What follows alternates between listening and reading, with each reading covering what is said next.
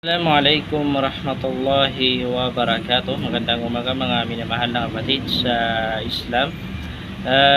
Ang isang muslima o mu'mina ay hindi karapat-dapat na maging asawa ng isang lalaki na hindi Islam ang kaniyang relihiyon. Hindi Islam ang kaniyang relihiyon. Ito po ay pinagbabawal ng Allah subhanahu wa ta'ala. Ang isang mananampalataya o naniniwala sa Allah subhanahu wa ta'ala na babae, ang karapat-dapat na maging asawa niya ay yung katulad niya na isang Muslim na naniniwala sa Allah subhanahu wa ta'ala.